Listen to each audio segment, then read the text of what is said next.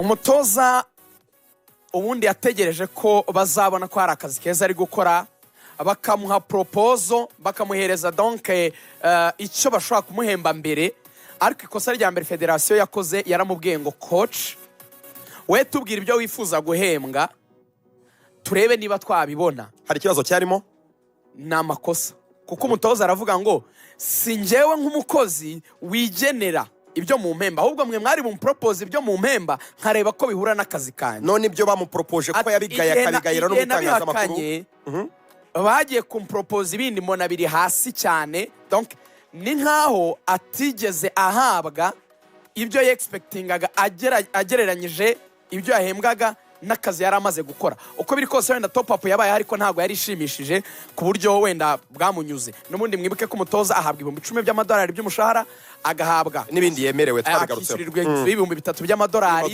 imodoka, communication n'ibindi. Muri rusange rero icyo bemera yaba umuyobozi wungirije wa federation n'abanyarwanda benshi bahurizaho nuko uyu mutoza yashyizeho rekord y'amanota 8 tutigeze tubona muri AFCON qualifiers zarizo zose.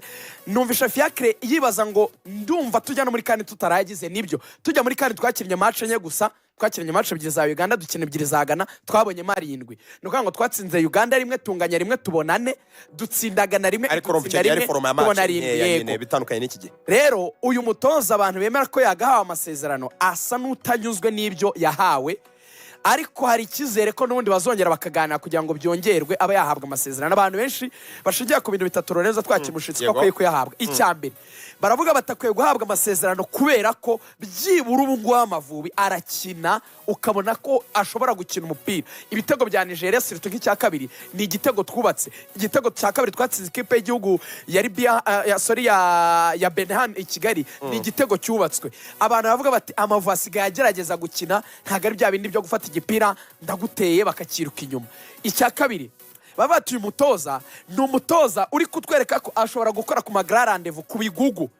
Uyu ni umutoza ufata match agatsinda South Africa, akabanganya na Nigeria, agatsinda Nigeria, akanganya na za Zimbabwe.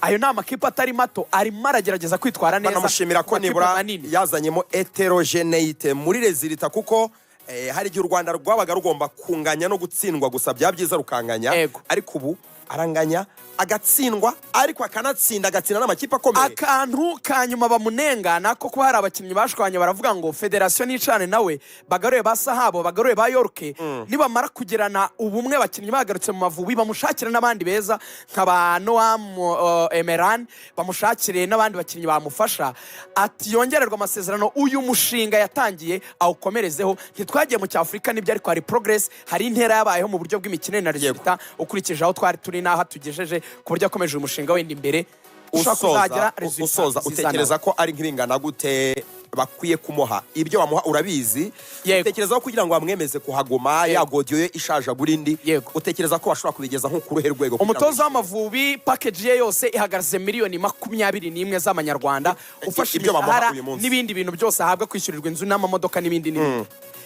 Amakuru nakwiye ku muntu ntabivugaho muri federation, umutoza kandi n'umuntu w'inshuti we atekereza ko package ye yakuzuye $30,000 z'amanyarwanda. No kuvuga ngo yakongerewe byiburaho $9,000,000. Uyashyize mu madolari ntihabura $7,500. Ubwo rero yongeye ku mushahara we niba yahembwaga 10, ashobora kuba asaba ko yahabwa nka 17 wenda na $500. Ntekereza ko muri iyo range bongeyeho nka $7,500 ko yahembwaga bakumvikana, package igahura na $30,000 z'amanyarwanda zuzuye, ku buryo aribyo federation yazajya imutangaho imishahara n'ibindi ahabwa. Ndagushimiye cyane. Iburyo bwanjye ndi kumwe n'umugabo ufite